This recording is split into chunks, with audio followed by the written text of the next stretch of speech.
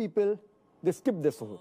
Some people, they have an early suhoor. That is, they have the suhoor 1 or 2 hours before the Fajr time. In fact, suhoor is a blessing. Every Muslim should have it. And the Prophet said, we should delay the suhoor as much as possible. We should have it till just before the Fajr time.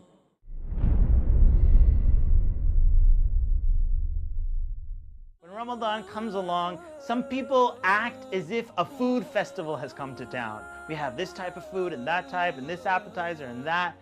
And Ramadan is actually a month of fasting. That means that the month is not about eating. The month is actually about feeding the needy people, putting in the effort. The Prophet ﷺ said, whoever feeds a fasting person gets the reward of that fasting person with the same reward without taking away from that fasting person. So this Ramadan, don't focus so much on attending all these food festivals, focus on feeding the needy.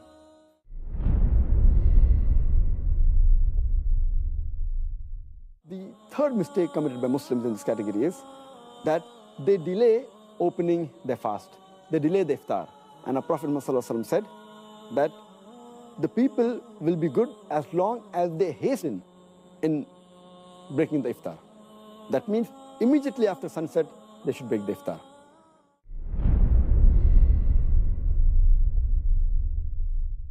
Iftar parties are actually a very, very good thing as long as some conditions are met. It's very good because, alhamdulillah, in the month of Ramadan, you feed someone and subhanAllah, you get the reward of every single person that you have fed. And so I always say, iftar parties are actually good as long as the other acts of worship, or for example, our Taraweeh prayer, or Maghrib prayer, or Isha prayer, they're not suffering because of the iftar party. Or, subhanAllah, one of the problems with iftar parties is sometimes we'll commit sins during this iftar party. This subhanAllah goes against the whole spirit of the month of Ramadan, where we're supposed to cut out all sins. Obviously we cut out all sins in the whole year, but especially where we work extra hard in the month of Ramadan. So make sure that, have the iftar party. Alhamdulillah, make the intention that you're feeding your brothers and sisters. Make the intention that you are bringing people together. Make the intention that you are encouraging one another to do goodness. And all that are great reasons to have iftar parties.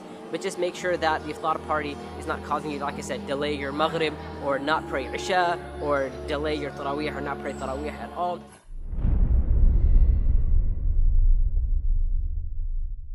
One important thing that I've been witnessing lately is that people are unable to manage their anger. Now it's like they have a short temper or something, or it's because they can't have their cigarette or their coffee, so they just release their anger and become very furious at you and make you feel like it's the end of the world. Allahu Akbar. Now how can we solve this issue? We can solve this issue by knowing that when you do not control your anger in Ramadan, what happens? You are wounding your fast up. I'm not saying that it's not accepted. It may be accepted, but you're wounding it up. Just like when you bring a man and you start smacking him around until he has bruises all over his face and you see the blood everywhere and all that. Same thing with fasting. When you fast and you start getting angry at everybody, you are wounding your fasting up. Here in this case we say, hold up, stop it, calm down, relax. Say, A'udhu billahi minash shaitanir rajeem. Say, I seek refuge with Allah from the devil, the shaitan.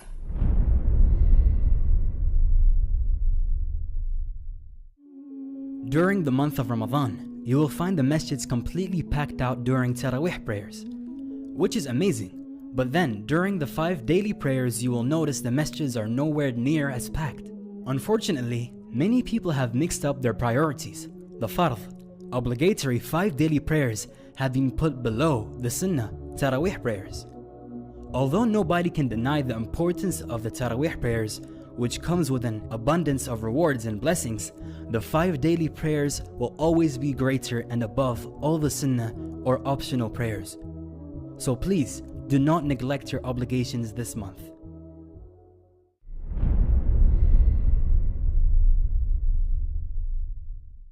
This world, addiction to the things of this world is a curse.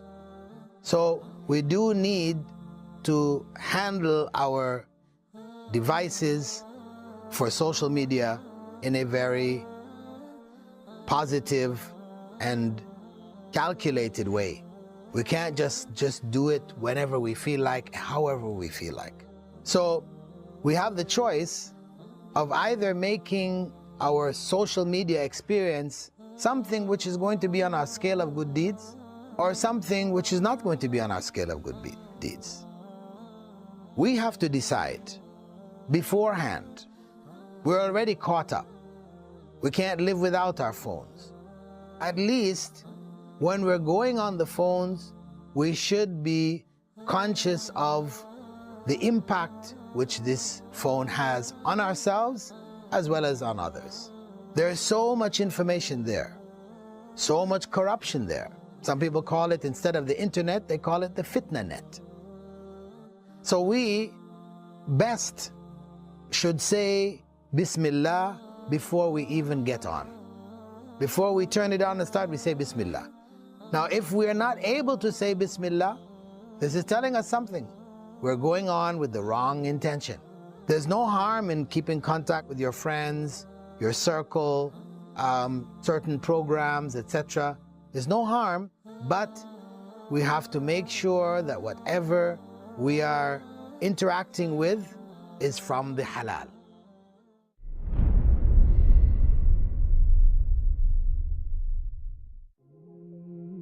During Ramadan, many Muslims try to finish the Quran as fast as possible.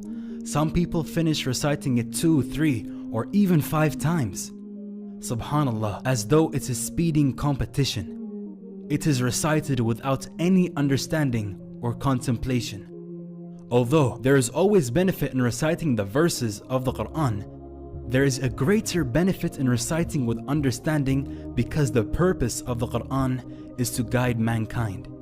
And how can we be guided if we don't take time to understand the verses? So make this the month you truly connect with the Quran.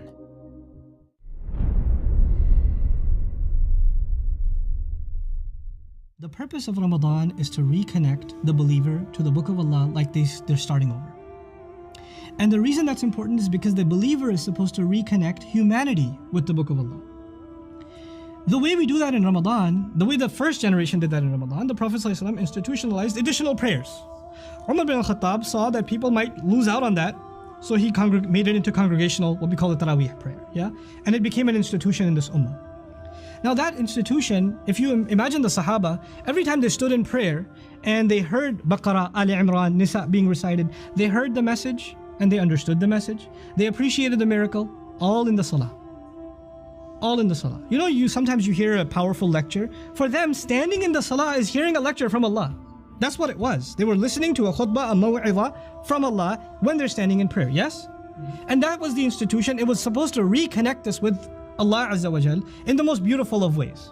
Okay, a few centuries later, we also have the Taraweeh prayer. Is there a difference between the way we conduct our prayers today and the spirit of those prayers of Umar bin Khattab radiallahu ta'ala anhu? There's a fundamental difference. The vast majority of you and me that are standing behind the Imam as he's reciting the word of Allah are not hanging over every word, lost and mesmerized in reflection. Rather, we are wondering, was that the first or the second? Are we on 14 or on 15?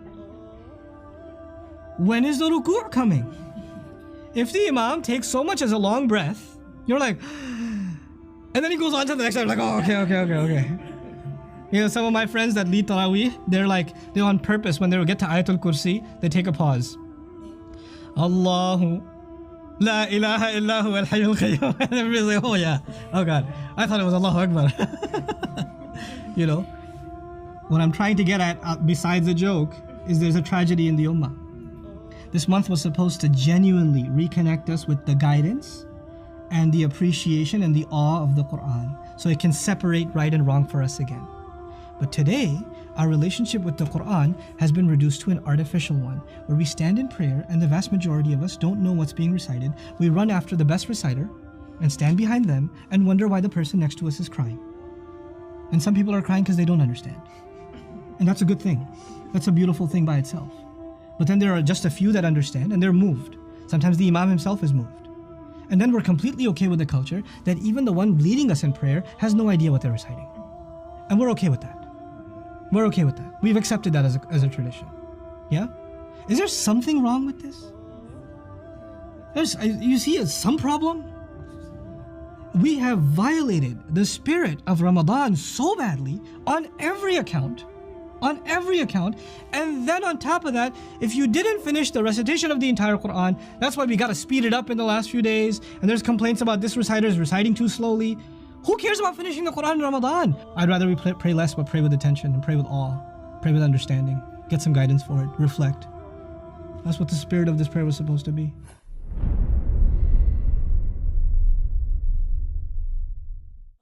Many of the Muslims, they stay awake the full night and then they sleep in the day.